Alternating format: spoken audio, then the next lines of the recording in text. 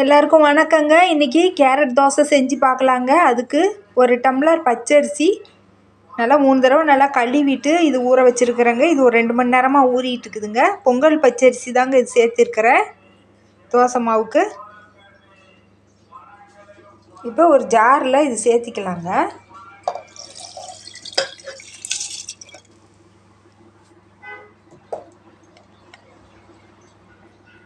இங்கே பாருங்கள், 2 கேரட்டுங்க, குட்டி குட்டி கேரட்டு.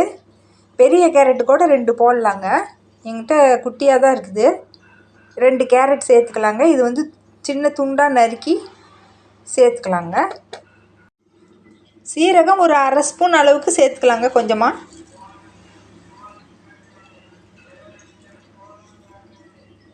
இது கட்டி பெருங்காயங்க, இது கொஞ்சம் சேர்த்துக்கலாங்க. தூள் இல்லாதனால நான் கட்டி பெருங்காயம் போட்டுக்கிறேங்க. அதனால் இதுலேயே அரைச்சிக்கலாம், இல்லைன்னா அரைச்சிட்டு கூட கலந்துக்கலாம், நம்ம விருப்பங்க. கேரட் அரிஞ்சாச்சுங்க.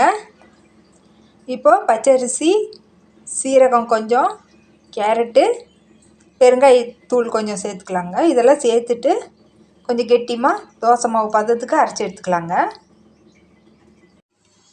உப்பு ஒரு 1/2 உப்பு சேர்த்துக்கலாங்க. 1/2 உப்பு கறிக்கிற மாதிரி இருந்தால் போதுங்க. ஏன்னா சட்னி சாம்பாரில் இது தொட்டு சாப்பிட்லாம் தோசை. அதனால் மாவு அரைச்சி எடுத்து வச்சாச்சுங்க. இப்போ அடுப்பில் தோசைக்கல் வச்சுக்கலாங்க. எண்ணெய்க்கு தேய்ச்சிக்கலாம் தோசை ஊற்றுறதுக்கு.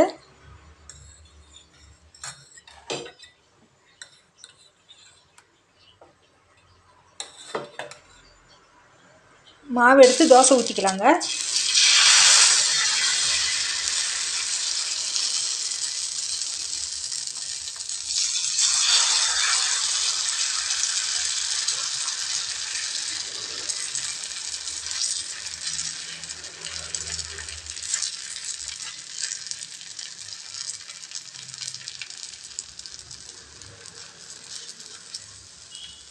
இது வேகட்டுங்க. சுற்றிலும் எண்ணெய் விட்டுக்கலாம்.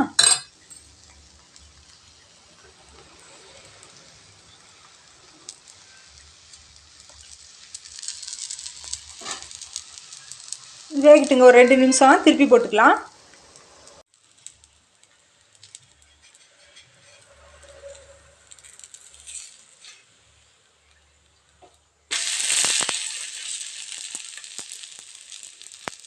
அவ்வளோதாங்க, கேரட் தோசை தயாராகிடுச்சிங்க.